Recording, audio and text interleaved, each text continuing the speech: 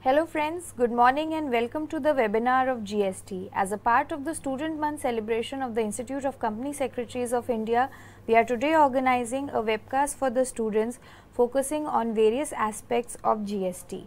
Today we have with us Ms. Meenal Agarwal, who is a qualified CA and a CS and has an experience of 6 years post qualification. She has been an expert in indirect taxes and has been assisting various industries on GST implementations in last 1 year. She has also addressed various seminars for trade associations with Delhi VAT officials, and she is a regular author in leading newspapers and newsletters of various institutes. She is a regular speaker at various study circles and a regular faculty with all the institutes. She has been involved in the departmental trainings for the industry vendors and employees for GST preparedness. We hand over the session to Ms. Meenal to take you through the aspects of GST. Over to you, ma'am. Thank you. So a very good morning to all of you all. We hope the next 1.5 hours that we have for this GST session proves to be a fruitful session for all of us together, and we are able to take some beautiful insights, knowledge-worthy session. It should be for all of us collectively to learn and see that how GST is actually a game-changer reform that has come up in the present indirect taxation system of the country altogether. And we hope that the students who are right now live with us get the maximum benefit out of it. Considering the fact that GST is now live from 1st of July 2017 in the entire country, we consider ourselves the luckiest one to be actually streaming this live in our span of professional attires, because this has been a biggest tax reform in the entire in the past 60 years of our country so far. And we see that how, with a GST coming in frame, the entire ways of doing business in India is going to change. And so we call GST not just a tax reform, but an entire business reform in total. When the first time this GST was being introduced into the Lok Sabha, the Prime Minister introduced it like a great step by Team India, a great step towards transparency and a great step towards transformation.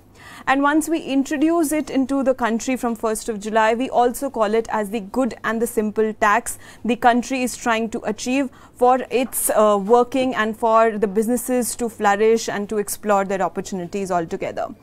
So now the point is that it is actually a good and a simple tax or not. So considering that in mind, let's go through, step by step some broad parameters to understand at least the basics of the GST for the student fraternity. Before I actually go into the technicalities of the subject, one thing which I would really like to press upon is that you students are really very are important. It is for you to understand this concept of GST, not just because soon it might be a part of your syllabus, but also because that once you are actually going to be professionals altogether in the next 1 year, 2 year or 3 year of a time, then GST is actually going to be a very flourishing area of practice, of actually getting into an expertise into, so that we can guide our clients, our industries accordingly. For that, let's just start. So before understanding the entire concept of this game-changer tax reform, let's understand how the things have actually fallen in place with respect to the structural part of this entire law.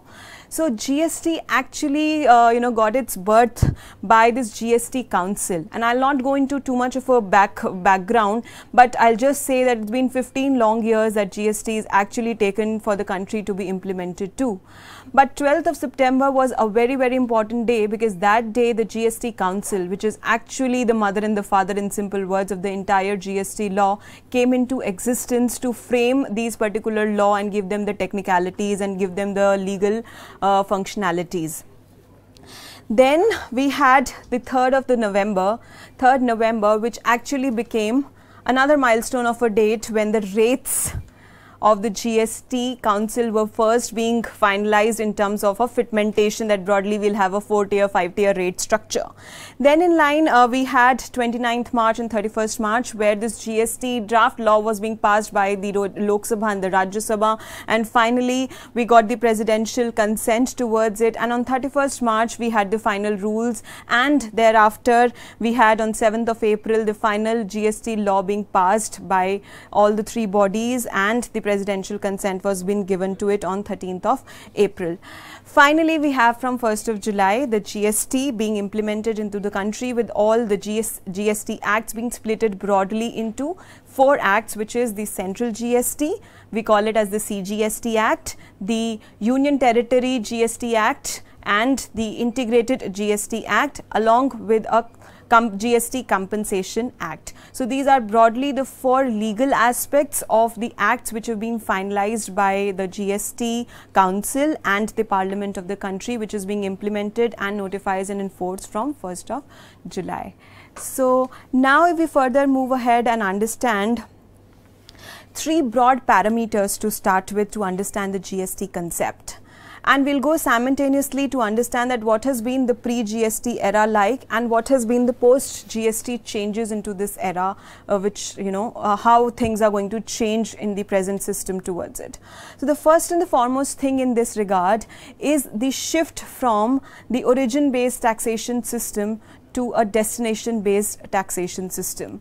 Whatever present indirect taxes which we were having in the country right now, if we broadly understand that in the present structure we have we are either doing the manufacturing and we are paying excise duty on the same, or we are trading the goods and we are paying either VAT or CST on the same, or we are involved into some movement of the goods and we are using some C forms, F forms, H forms respectively for different purposes for the same, or we are providing services and we are charging service tax on the same. So these are broadly the 4 parameters of the present indirect taxes that is happening for us, and all these present indirect taxes are based on the concept of origin-based taxation system, which we can very understand through a very simple example. Say for example, I have a factory and that factory is located in the state of Gurgaon, and my goods are actually traveling to one of my customers located in the state of Rajasthan.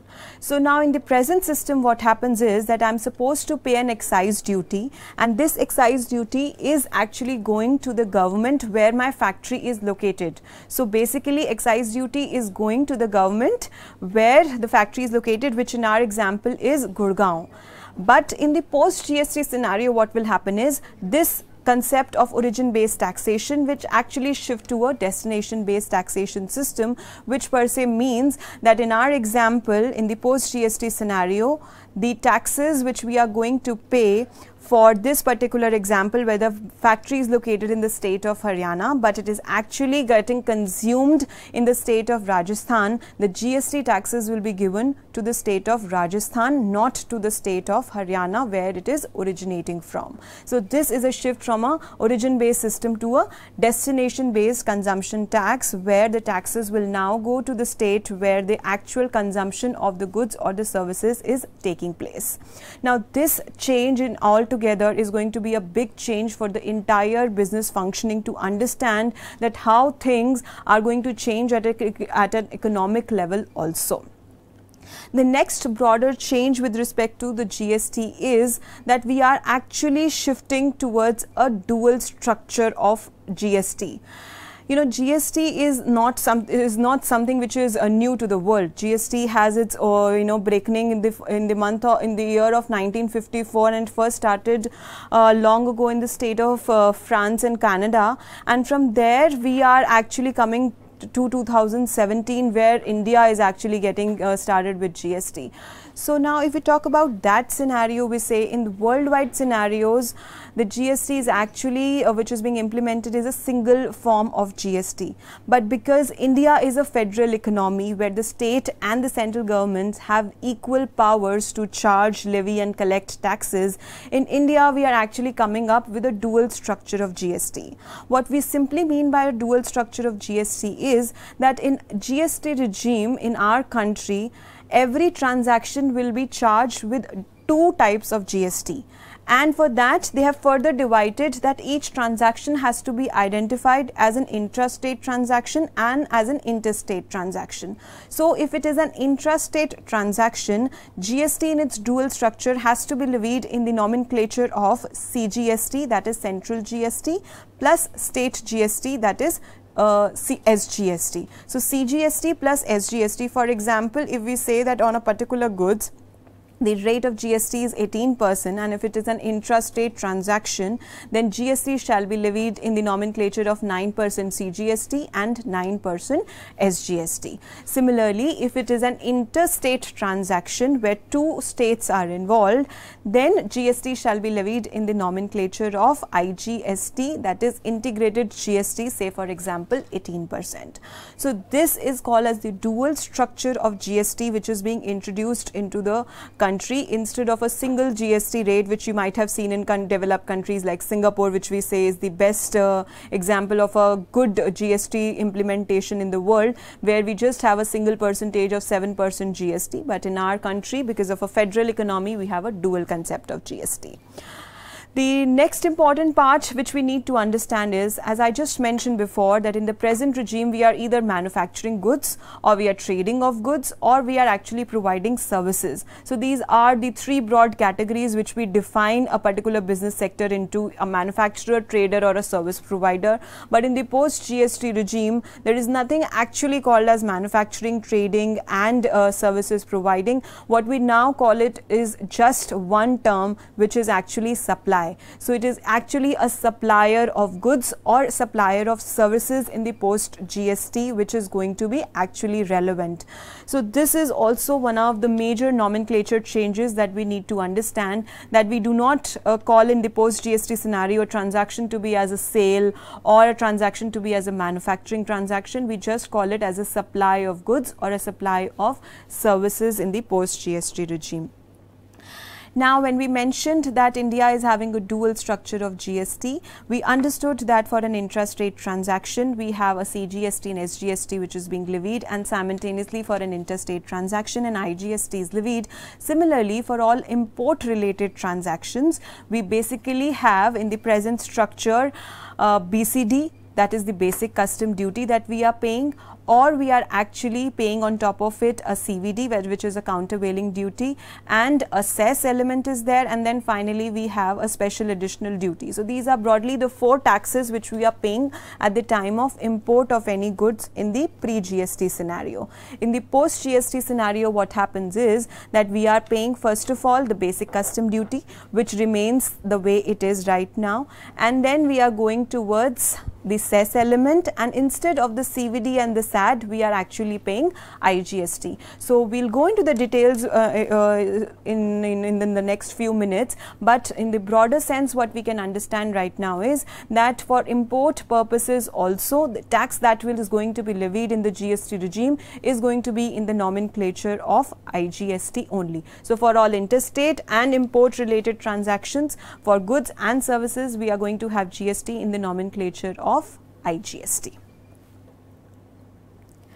Now again, further if we go and understand the deeper technicalities of the law, I always feel that before we really want to understand the law, we need to understand the law through the mischief rule of interpretation, which I'm sure most of you understand is one of the very prominent rules of interpretation which we've been using to understand any new law. And this mischief rule basically means and says that any law which is being framed, or anything new, any new law that comes up, always comes up with an intention to pacify, with an intention to rectify and remedify the present problems or the present intricacies which are going on, because of which the actual beneficiaries of this particular law are not getting the required benefits or are having some problems to be faced. So when we talk about the GST law coming in frame, GST law is also one of the laws which is drafted and which is being introduced with a view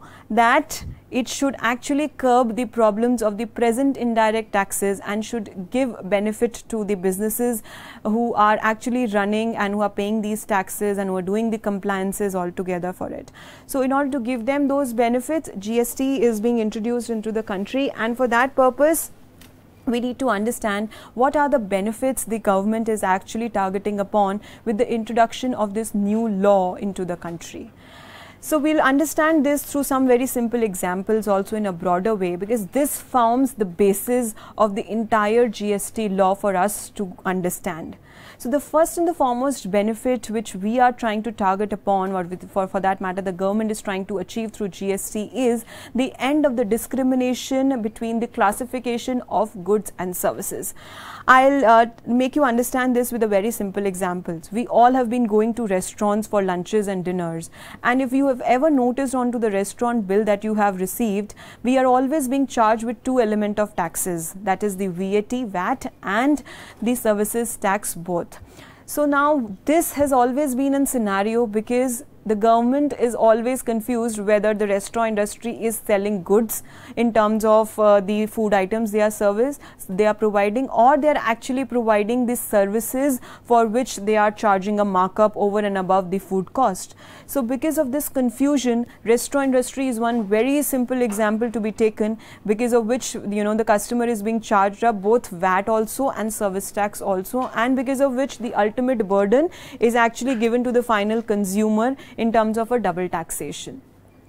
With GST coming in frame, we say that it is going to be a good and a simple tax, because now we are actually coming to an era where we are trying to merge the goods and the services into one frame, which simply means now that these disputes of identifying a particular transaction to be as goods or as services is going to come to an end, that because even if it is a good or even if it is a service, in both the situations in the post GST regime, only GST shall be levied on the same. So the disputes whether it is goods and so charge VAT, or whether it is service and so charge services, and because we are not able to find out anything, let's charge both, comes to a rest. And through this we are expecting that the final consumer should get some benefits in terms of relief of this double taxation that was happening in a lot of areas like this. Furthermore, if I further give you an example, when I again go to the time when the GST was being first introduced into Lok Sabha, our Prime Minister introduced it in a way which was really very, alarming and surprising to hear, that in our country where we say that litigation is actually such a time-consuming task, the Supreme Court of the country, considered to be the apex court, are having cases to decide whether coconut is a fruit or a vegetable, and accordingly which type of tax and which rate of tax should be charged upon it. So it is really, alarming to see that the apex court of the country is having cases like this to be solved. And such are a lot of litigations on classification of a particular good or a service, or classification of a particular commodity into which type of commodity it is, has been huge litigation so far. So with GST coming in frame, we are actually expecting such litigations to be reduced, because we now have at least this parity that whether it is good or whether it is services, in both the situations we shall have only one type of taxes which is going to be levied on the same.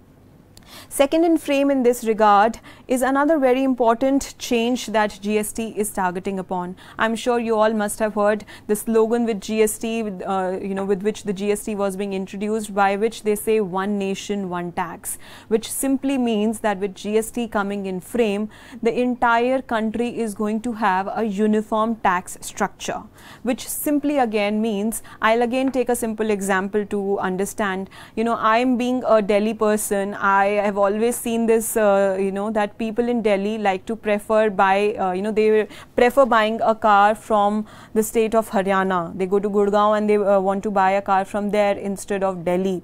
This has been for the simple reason that the state of Haryana gives some tax concessions which is otherwise on a higher side in the state of Delhi.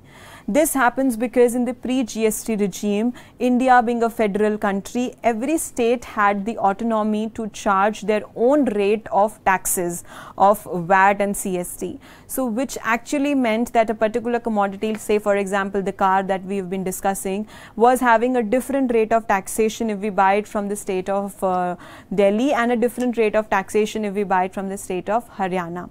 So that means every state had a different tax rate and a different tax structure to follow. But in the post-GST regime, this particular thing will come to an end, because now in the post-GST regime, whether you buy a particular commodity from Delhi or Haryana or any other part of the country, it will be tax neutral. That means that a same rate of tax will be charged for a particular commodity you buy it from anywhere in the country. So this we technically also call it as the rate buying concept, which will actually come to an end in the post GST scenario. Now when this happens, we also have to appreciate that what has really happened. What has really happened is that with GST coming in frame, the pre-GST scenario, I had talked about manufacturing and excise duty and the trading aspects of VAT and CST and the service tax on the services. But it has not just been like this. I'm sure when we as company secretary students understand that if someone wants to come to India and they want to start up a new business here, so you can very well imagine what all sort of registrations and what all sort of different things they are supposed to do. First, they are supposed to take a PAN number, then they are supposed to go for a bank account, and they are supposed to go for a company incorporation. Once you have the company being incorporated, then you go for registrations like the VAT registration or the excise registration or the service tax registration according to the business structure.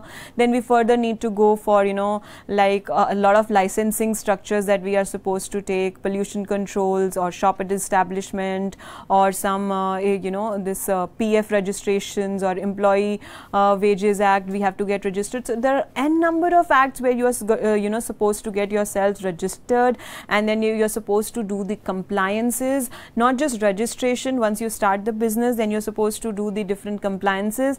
And now I'll tell you what used to happen was that the VAT return date in the state of Delhi was say 20th, and in the state of Maharashtra was say 15th of the next month. So every state had not just had their own rate of taxes, but they also had a different format in which the returns were supposed to be filed, and they were having different due dates in which the compliances were supposed to be done, and they were having different state VAT laws altogether which were governing their regulations. So which simply means that if an organization was say an organization having an office or having a manufacturing unit or a warehouse in say suppose 10 different states, that would really mean that you have to be mastering 10 different laws altogether and doing the compliances, doing their assessments, doing their registrations, doing their all regulatory aspects which were completely different from each state. So this had really been a very big pain area for the businesses to follow, because they were actually focusing more upon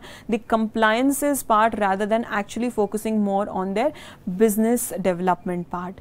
So with GST coming in frame, we also very beautifully say that Gaye Satra tax, because is one of the synonyms that we use for the GST, that is Gaye Satra tax, because broadly if we try and summarize, there are close to 17 taxes which are getting subsumed into the GST regime, and these 17 taxes, if you just go through the list, is the excise duty, the services tax, then the CVD, the SAD which we are having at the time of import, then the purchase tax, the luxury tax, the CST, the VAT, the Krishi Kalyan Cess, Swachh Bharat Cess, the entertainment tax, the advertisement taxes on the lotteries. Then we have again these if you just summarize, these come to around 17 different taxes which are getting subsumed into just one particular tax, which we call it as the GST. And along with these 17 different taxes, we also understand that we are moving towards a complete automation mechanism in GST. So we understand that even if we are a business unit located with its head office in Gurgaon and having offices in 10 different states, in the post GST regime we will be governed by just one one particular act, which will be the GST Act, and that act is going to give us complete automation of running the business through, all internet facilities. And so we are having one uniform registration that we have to take, one uniform law that we have to follow, one uniform due dates that we have to follow for the compliances, one uniform format for the compliances that we have to follow. So this way we are definitely trying to achieve an ease of doing business in India through this GST coming in frame, which has been one of the major targets of the Indian government to introduce GST, to increase India's ranking in the ease of doing business index, which is being actually given by the World Bank for the international scenarios of the country. Next in line is, once we say that we have this uniform tax structure in the country, this has another very serious implication.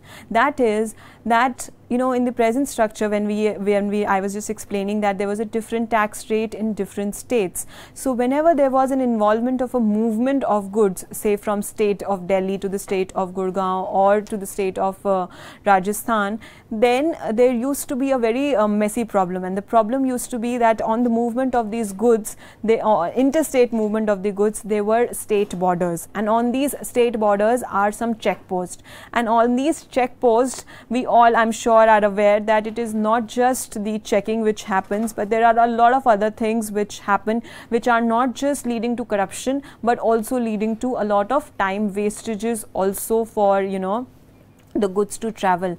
If I give you some data, they say that in developed countries like the United States, the average traveling of a truck is close to 800 kilometers a day. And in countries like UK, this is actually close to somewhere around 400 kilometers a day. And in our country, it is as low as around 240 to 250 kilometers a day. So an average truck in our country is just able to travel, say, approximately 250 kilometers a day. With GST coming in frame and these state borders losing their relevance of having a check post, because all the states are going to now have a state tax parity, that is the same rate of tax, these relevance of these check posts is going to come to an end. And when that happens, we are definitely expecting that the average time of a truck being traveling into our country shall also increase manifold, and the truck can now have more numbers of to and fro trips in a day than they were able to have before. And if that happens, logistics industry is one industry. Whenever this industry gets benefited, the economy as a whole gets benefited, because this industry is actually connected with each and every industry. So whenever the transportation cost gets reduced, every particular commodity for the consumables, for the common man, for the manufacturing sector, for the trading sector, their cost gets reduced, the benefit of which the government has made sure should be passed on to the general consumer. So with GST coming in frame, this is another major benefit that we are looking forward to. Now, further, if we understand the next important benefit of GST, that is the end of the tax cascading effect. To understand tax cascading effect, let's just take a very small example. Presently, say if I am a manufacturer and a trader, so if I manufacture my goods and sell them, what I'm supposed to do right now is, say if it is if the cost of my goods including my margin is, say, rupees 100, and so I'm paying an excise duty of, say, rupees 10 on it. So what I'm supposed to do is I keep this 100, I add on this rupees 10 as an excise duty. Now the cost becomes 110, and now when I'm supposed to actually sell this particular good, I'm supposed to charge VAT on the same and sell. And when I'm going to charge VAT, I'm actually charging VAT on this value of 100 plus 10, that is 110. And 110, say 14% of a VAT or a 12.5% of a VAT is on this 110 value and not 100, which simply means that in the present regime we were having a tax cascading sort of a concept, where we were paying tax on tax. So this VAT is actually being paid on an element which is inclusive of excise duty. But in the post-GST regime, such tax cascading effects will come to an end. That is, in the post-GST regime, it is just going to be the transaction value of this rupees 100 on which I am going to pay my GST, irrespective of any other tax element being added to it. Of course, there are certain taxes which are not being covered into the ambit of GST, which will of course be added into this transaction value, but we have plans, the government has plans sooner or later to reduce these taxes to the minimum extent possible. So we can say that we are actually going to an era where we are trying to reduce the tax cascading to the minimum of its effect. And this VAT on the excise duty element, if you understand through this example, it may sound very simple and very minute, but if you go into the business practices and you understand, even 0.5% can be huge of an amount into millions and trillions. So that actually leads to a huge amount of cost savings to a manufacturer and a trader when it comes to this tax cascading getting mitigated with GST.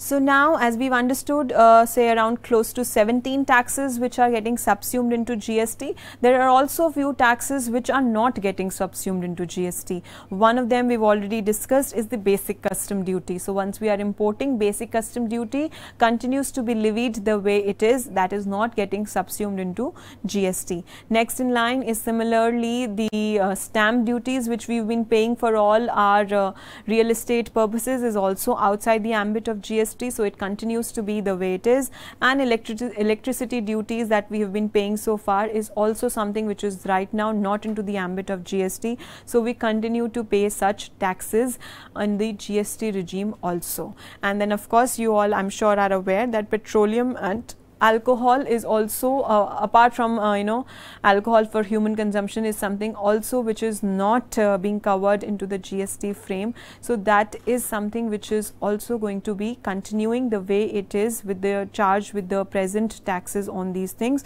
So these things will of course gradually will get subsumed into GST, but this is how the broader structure is.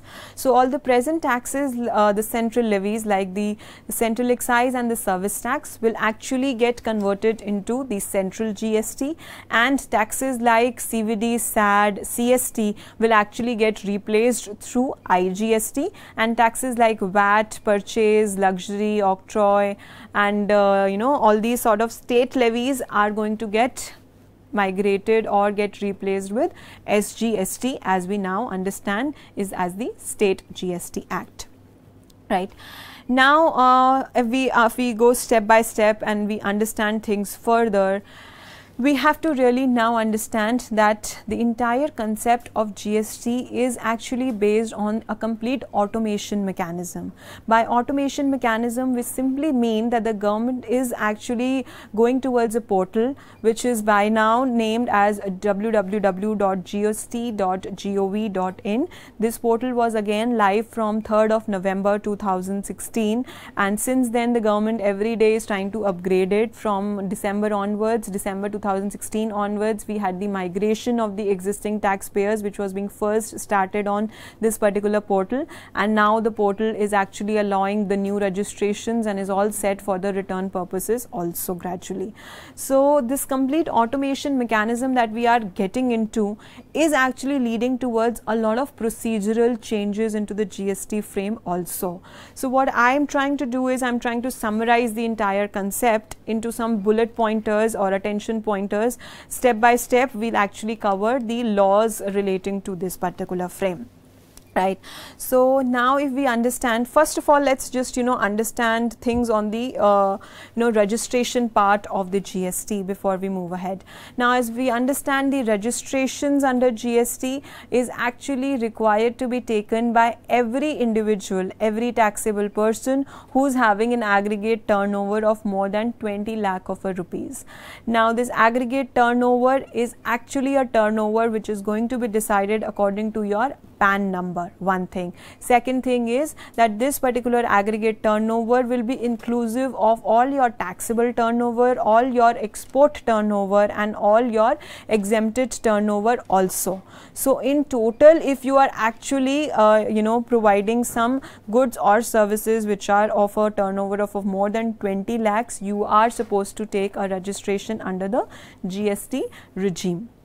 Further now, there is a small basic understanding that we have to take, that is that we had just discussed few minutes ago that GST is actually a destination based consumption tax, but when it comes to registration, GST is still an origin based tax. We can say GST is still an origin based registration system concept. That means that you have to take a registration in each state where you are making a taxable supply from. So this is not really a new concept for the goods industry. That means for the manufacturer and trader of goods, this is what has been the present regime also. They have been taking a particular registration of VAT and excise in each of the states where they are having their manufacturing units or where they are providing their goods from. But for the services sector, we have been enjoying a centralized registration. So for example, if I am a service provider, say I'm a company secretary in practice and I am registered in the state of Delhi, Karnataka, Bangalore and Mumbai. So for all these 4-5 registrations that I'm having in different states, offices that I'm having in different state, I was just taking one particular registration as a centralized service tax registration, and I was being able to provide my services from all these 5 locations. But in the post GST regime, this is going to be a big change for the services sector, that we have to actually go towards a decentralized registration process where the law requires us to take a registration in each state we are making a taxable supply from. So like the goods industry, the services sector will also now have to take a decentralized registration. Say in this example, if I am a company secretary in practice and I am having my offices in the state of Delhi also, Gurgaon also, and Karnataka, Chennai, Mumbai, I am supposed to take a separate registration for Delhi, for Gurgaon, Karnataka, Chennai and Mumbai. And accordingly, things will change in terms of my compliances also. So now this has been the basic for the registration. Further and all, in registration we have certain broader concepts which has been given in the section 24 and 25, where they say that this, before we go further, this 20 lakh of a limit is actually 10 lakhs in the northeastern states, right? And then there are certain categories which have been defined by the law where this 20 lakh of a threshold limit is also not been given. So what we broadly understand is, say for example, if I am an interstate supplier, right? Say for example, I am a manufacturer and my customers are a manufacturer located in the state of Delhi, and my customers are located in the state of Rajasthan. So if this is the situation, even if my aggregate turnover is just rupees 5 lakhs, I am supposed to mandatorily take a GST registration, because there are certain broad 8 to 12 categories which the government has defined where you have to take a compulsory registration irrespective of the threshold limit, which simply means, say for example, if I am having some interstate transactions, in that situation, even if I am making a 1 rupee of an interstate sale, I am supposed to take a registration under GST irrespective of my threshold. Further, if I am an input service distributor registration, I am supposed to take a registration irrespective of the threshold. If I am an e-commerce operator, or even if I am a vendor to any e-commerce operator, I am supposed to take a registration mandatorily. Further, if I am someone who is having a liability to pay the taxes on a reverse charge basis of goods or of services, then also I am supposed to take a compulsory registration under GST irrespective of the threshold limits. So these are the broader categories where you are supposed to take a registration irrespective of the threshold limit which is being available of this 20 lakhs or 10 lakhs respectively in the country. So accordingly, registration has been one very big area where professionals are actually playing a very good role because of assistance in the industries, because registration in itself is having such tremendous implications in the GST regime, because each registration in the GST regime would actually mean a separate entity. So this is again a very major change concept of GST. So what happens right now is, say if I'm having my factory in Gurgaon and I'm having a warehouse in Rajasthan, presently these were not considered to be as two altogether independent entities, and through some forms and through some exemptions and through some notifications, relaxations that were being given, any transaction between this manufacturing unit in Gurgaon and this warehouse in Rajasthan was actually tax neutral, not having any tax implications on the same. But in the post GST scenario, each and every registration is going to be a separate registration with a separate legal existence altogether in the GST regime. So that means registration for me in the state of Delhi and in the same person, like if I again go to that example that if I'm a practicing company secretary and if I'm having an office in Delhi and Mumbai, so my Delhi office is going to be a complete independent entity in the eyes of the GST law, and my Mumbai office is going to be a completely different registered entity for the eyes of GST purposes. And any transaction between my Delhi registration of GST and Mumbai registration of GST is going to be considered similarly like it is being considered as two independent entities. And in such a situation, registrations where you are supposed to take, where you are not supposed to take, becomes a very, very important criteria of professional expertise which one should actually get into. So this was the basics of the registrations to talk about. If we now go further from registration to the next part of the structure, and that is to understand how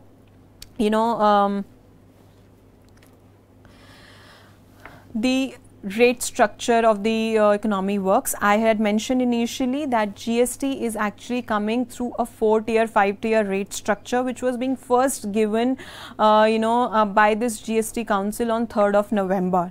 And later on 1st of July, they actually finalized which all rate structure which will fall into. And in this rate structure, they had broadly given us that certain commodities will be taxed at the rate of 0%. So they will be having majorly no tax implications. They will be outside the ambit of GST. Then there will be a very essential rate of taxation of 5%, which is actually for the commonly used essential products and services. Then we have broadly two standard rates, which we call it as the standard rate 1 of 12% and a standard rate 2 of 18% GST rate. And then is finally a rate which is at the rate of 28%, which they call it as the luxury goods taxation rates. And on top of it, there is also a rate which talks about a 28% plus some cess element, which is on ultra luxury goods and sin goods like aerated drinks, pan masala, or some luxury high-end cars, etc. So this has been broadly the 4-5 tiers rate structure that the government has introduced GST with. In such a situation, they say that it's actually anything which is left out of the ambit of GST, nothing at all. And if we talk about further now in the next few minutes, is the concept of supply that I had told you, that is the new manufacturing and is the new sale and is the new providing of services, is actually nothing but supply concept in the GST regime. So very popularly these days I've been hearing they say on a very lighter note, I'll say a wife was asking a husband that how much do you love me? So the husband said, I love you close to 72%, and the wife was a little confused, and the wife asked why 72%. So the husband replied, because now we have GST of 28% on non-luxury items. So in that regard, they say that GST is actually something which is affecting each and every part of the country, even in husband-wife relationship. So if we see it like this, then of course GST is actually impacting the country altogether. But now if we move ahead and understand the concept of supply, supply actually is the most important concept of the entire GST structure.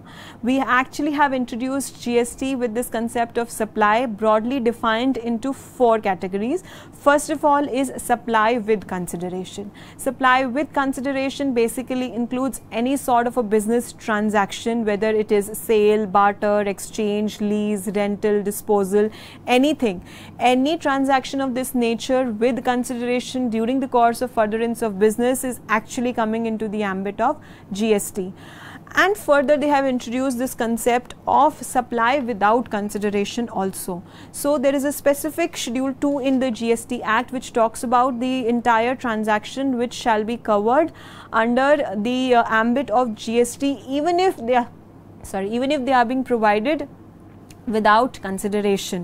So in in times I'll give you some examples of it also. Then further, there are certain transactions who've been given as the negative list, that there will be no GST on the same, and there are certain transactions which will be considered as deemed goods or as deemed services. So they have categorically defined certain transactions that will be treated as goods and certain transactions that will be categorically treated as services. For example, I'll just pick and choose one of the most litigated and the most confused thing that we were having till date in the present regime is the works contract. So the works contract was basically a contract where in the present regime we were having a lot of dilemmas as to whether we should split the contracts or whether we should charge a composite rate or whether we should go for an abated value, and basically we were having a lot of problems in the works contract concept where we are actually providing goods and services together for an altogether purposes, mostly in the areas of construction and real estate industries. So in the GST regime, this works contract related to an immovable property, construction, commissioning, renovation, anything related to an immovable property has been categorically defined as the supply of services. So these kind of things will definitely lead to a reduction of a litigation of classifications which we had initially discussed, which were being prevailed in the country because of whether we are dealing in goods or whether we are dealing in services. Such litigation will definitely come to an end, because now we've been categorically defined as this will be considered as goods and this will be considered as services, and accordingly the rates and rules which are varying in the GST law shall apply on the same. So in the GST law, actually the tax rate and the tax nomenclature remains the same for goods and services.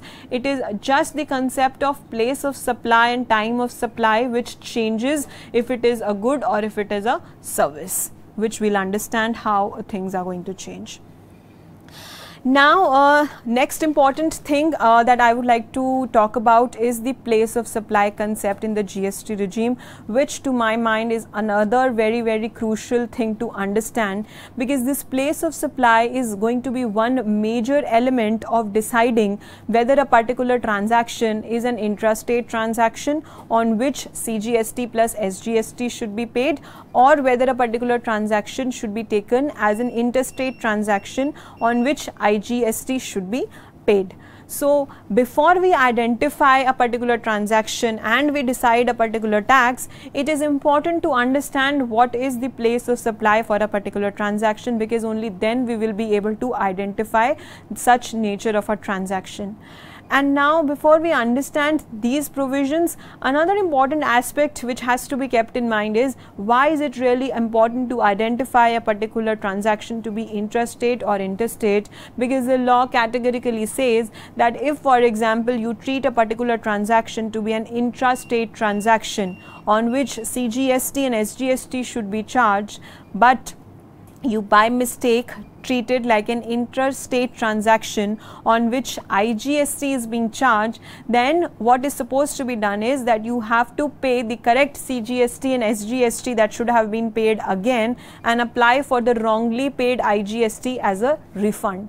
So you can just imagine if that happens, and if that happens quite often, that you do a mistake in identifying a particular transaction as intrastate and as an interstate, you end up paying the taxes twice and going for a refund. So they say refund is going to be very easy, but how easy it is to get something out of the government is something which is yet to be seen. But definitely it is going to lead to a good amount of working capital impact that we are going to have if such wrong taxation is being charged on the invoices.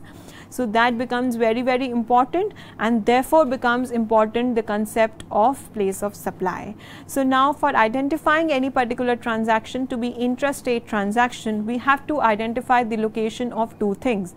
One is the location of the supplier, and second is the place of supply. So if the location of the supplier and the place of supply is in the same particular state, then a transaction shall be considered to be as an intrastate transaction on which CGST and SGST should be charged. And similarly, if the place of supply and the location of the supplier are in two different states, then the GST shall be levied in the nomenclature of IGST, and this shall be considered as an interstate transactions.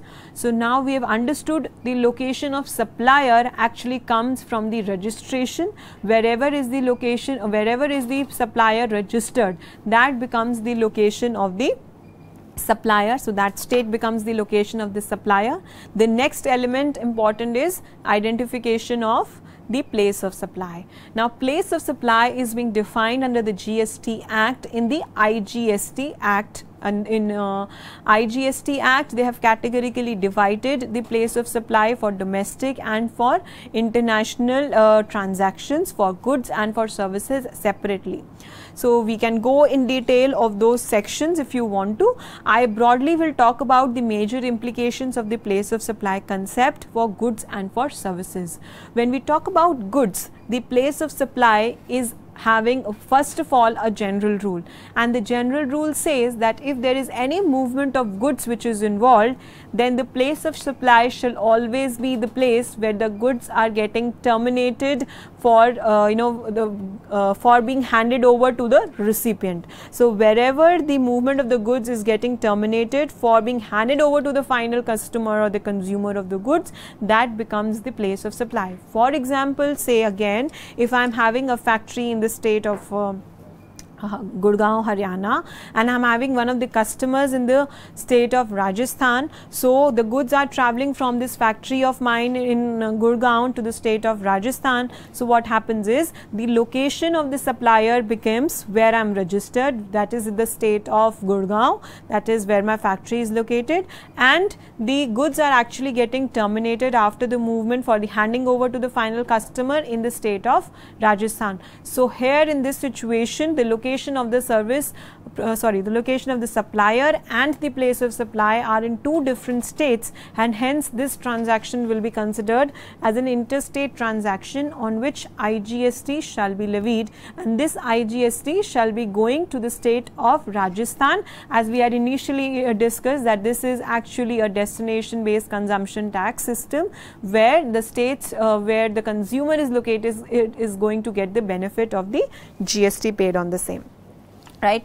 So in such a situation, this is one of the general rules of place of supply for goods. Now further for goods, I'll also like to discuss just two more scenarios, and that is a bill to ship to concept, which is again a very popular common concept in the goods industry, where what happens is, suppose I am supposed to buy a particular product for myself in the or say we take it even simpler. Say I am again a manufacturer and I am located as my factory in the state of Gurgaon, Haryana, and I am supposed to provide certain goods to again one of my customers located in Rajasthan. But this customer of mine who's located in Rajasthan says that instead of getting the goods delivered to me, why don't you deliver the goods directly to one of my clients whom I am supposed to provide this particular goods in the state of Karnataka. So what is happening right now is this particular customer of mine which is in the state of Rajasthan is requesting me to deliver the goods on his behalf to the state of Karnataka. So this concept we actually call it as the bill to ship to concept, where I am asked to bill it to the customer in Rajasthan and ship or deliver the goods to the location of his customer which is in Karnataka. So in such bill to ship to concept, what we are trying to say is the location of the bill to person on whose behalf the goods are actually getting traveled to the state of Karnataka shall be considered to be as the place of supply for my transaction, and in such a situation I shall be charging IGST which will go to the state of Rajasthan, right, even if my goods are actually getting traveled to the state of Karnataka. So similar situation would have been, say, if I am actually located in the state of Haryana and one of my customers is also located in the state of Haryana and they are asking me to deliver certain goods in the state of Delhi directly. In such a situation, even though my goods are actually getting delivered to the state of Delhi, it shall not be considered as an interstate transaction but an intrastate transaction, as the place of supply in such a bill to ship to concept shall be the location of this third person on whose behalf the goods have been travelling, which is in the state of Haryana itself, and so it will be considered as an intrastate transaction on which CGST and SGST shall be levied for the state of Haryana. Right. So such is the concept of place of supply in for goods. Next in line, one more important aspect of the goods place of supply which I shall like to take up is the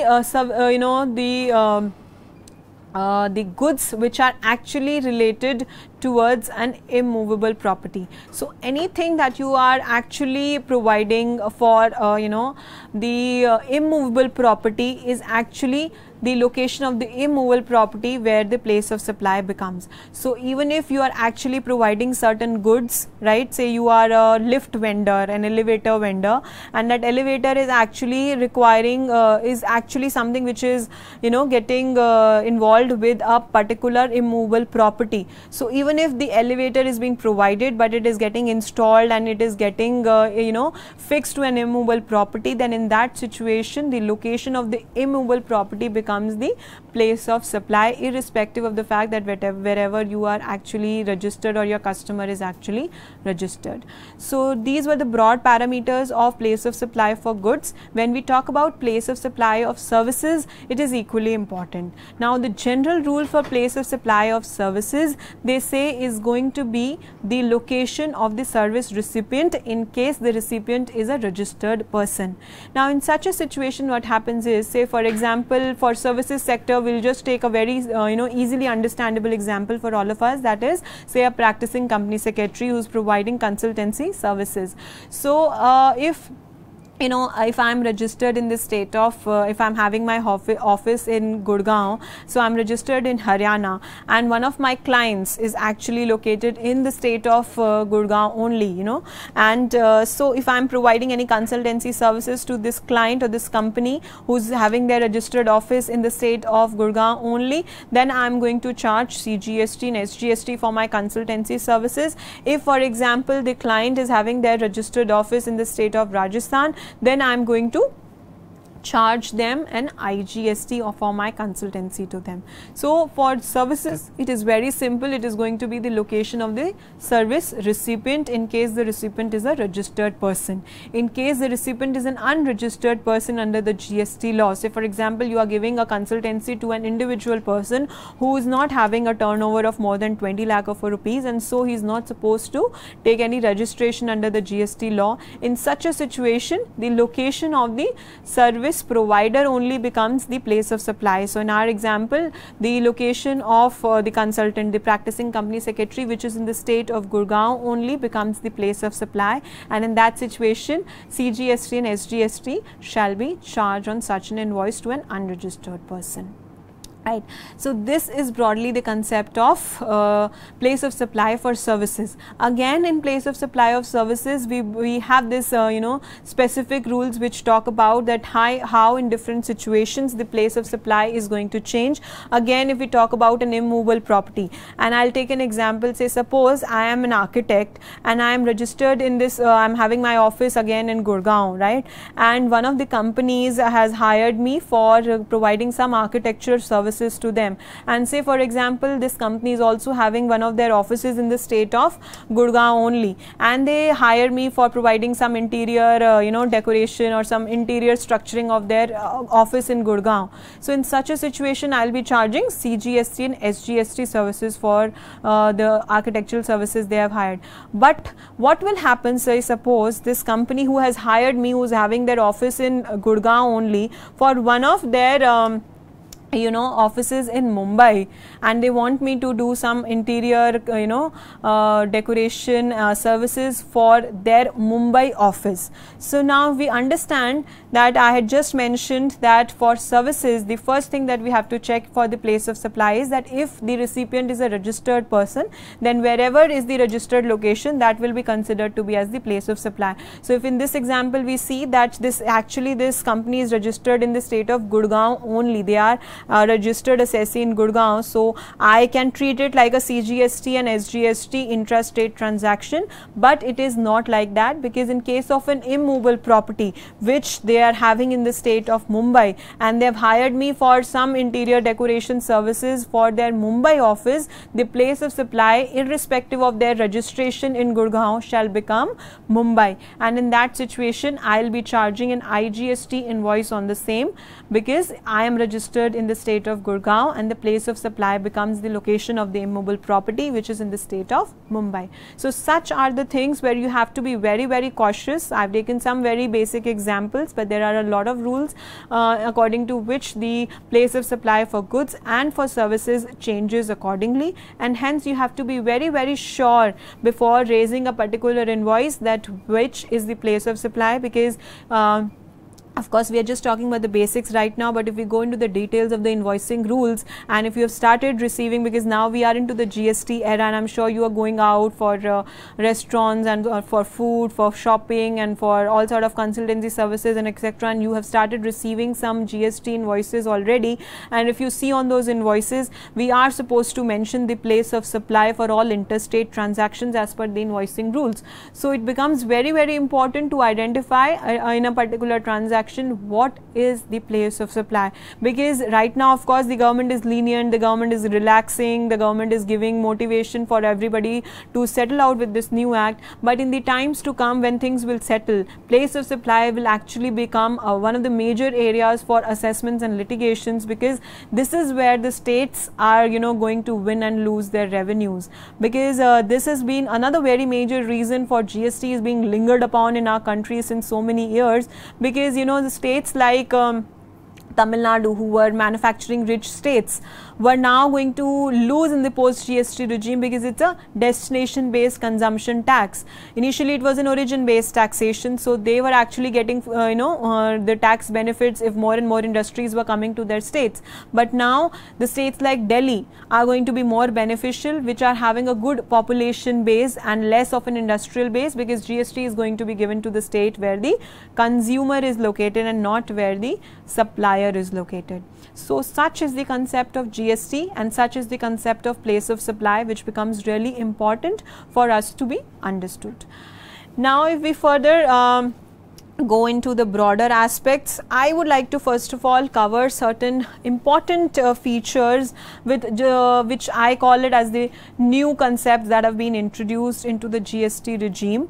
Now these new concepts which we are talking about is, first of all, is the concept or similar to the 26AS concept that is being introduced into the GST regime. I am sure you all know what is the 26AS concept. You have been seeing the TDS getting reflected into your 26AS. So what happens is, right now, say for example, if I am a salaried person and my salary is getting deducted and my TDS is getting deducted on this particular salary, my employer is supposed to deposit this TDS, and whatever TDS he is depositing gets reflected into my 26AS. So the similar direct tax concept is being introduced into the GST indirect taxation system also, where we simply try to say that in the post GST regime, say for claiming a particular input tax credit of the goods of the GST paid on the procurement of any goods or services shall be dependent upon the compliance of my vendor. So my vendor is supposed to actually pay the taxes,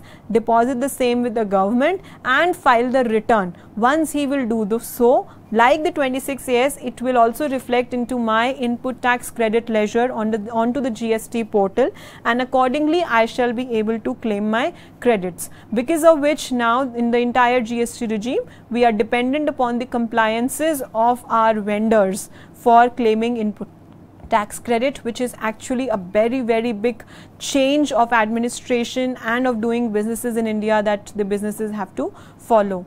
Next important pointers that if I give you in a summarized manner is the taxability of the GST on stock transfers. So if we quickly understand what happens in the present regime is that if I'm having, say, my factory located in Gurgaon and one of my warehouses located in Rajasthan, and if I presently have some customer in Rajasthan, and so suppose my stock is getting finished in my warehouse in Rajasthan, what I used to do was I used to transfer certain stock from my Gurgaon factory to my Rajasthan warehouse, and this used to be a tax-free movement of goods, because I just used to say that I'm just transferring the goods from one of my premises in the state of Gurgaon to another of my premises only in the state of Rajasthan. So actually I'm not selling any goods, I'm just making a transfer of stock from one place to another place, and for that I used to use a form F, and I was not paying any particular CST on the same, which I was otherwise required to be paying for an interstate transaction. But in the post GST regime, as I mentioned, that each particular registration will be considered to be as a separate entity. So even if we are making a supply now in this particular situation of a stock transfer from my factory to my godown, it will be considered to be as a chargeable GST transaction on which IGST shall be levied, considering the two into different particular states. And this is also one of the examples for supply without consideration. So even if I'm not charging anything for the same, I'm actually just making a transfer, it will be considered to be as a supply without consideration but taxable in the eyes of law. So such stock transfer is now going to be considered as a taxable event. Third major important point with respect to the GST law is that capital goods, the entire input tax credit can now be claimed in the year of purchase itself. You no more required to bifurcate it into 2 years of 50% input tax credit. Another major thing that is going to affect with GST coming in frame is the entire complete accounting procedure that we are supposed to follow. As I clearly mentioned, we have to now follow an accounting which is state registration specific. Further, we have to bifurcate it into interstate or an intrastate transaction. Then we have to bifurcate it into as a CGST, SGST, IGST transaction, and then accordingly we need to bifurcate it into in terms of its value, because the returns that we are supposed to file under the GST regime requires the bifurcation of entire transaction in this manner only. If I broadly talk about lastly the returns under the GST which we are supposed to file is broadly, I'm sure you must have heard, 37 returns for each registration that we are supposed to taking. So that simply means that we have to first file a return of supply outwards, which is a sale transactions of a particular month has to be uploaded by the 10th of the following month. So all my supply outwards have to be uploaded by 10th of the next month. Accordingly, what will happen is that this will get auto populated to one of my purchasers. So if my sale, it is going to be your purchase. So as soon as I'm going to upload all my sales details, it will auto populate and reflected into my purchasers GSTN portal, and accordingly he will have to tick, untick, accept, reject the sale transactions that I'm showing is on behalf of him as a purchaser. That has to be done by 15th of the next month, and then after this approval rejection by the seller and the purchaser with each other, I am supposed to file my final return, that is my GSTR 3. So GSTR 1 by the 10th of the next month, considering all my supply outward details. Then the auto populated purchaser return, that has to be done by GSTR 2 by the 15th of the next month, and then after GSTR 1 and 2 I am supposed to do a reconciliation of this GSTR 1 and 2 through the form GSTR 3, which becomes my final return for the month, and that has to be uploaded by 20th of the next month. So this is how I am supposed to file 3 returns every month and 1 return annually for each registration, and this annual return has to be filed by 31st December of the next following financial year, which also requires certain assessees of having a turnover of more than 2 crore of rupees to get it certified by a chartered accountant or a cost accountant, and accordingly we just multiply. So 3 into 12, 36 plus 1 annual. So this is how we say 37 returns per year for each registration. So if I'm having offices in say like 5 states or 10 states, I just need to multiply these 37 into 10, and this is how the number of returns I'm supposed to file. So this is broadly the returns that we have to cover in the GST regime.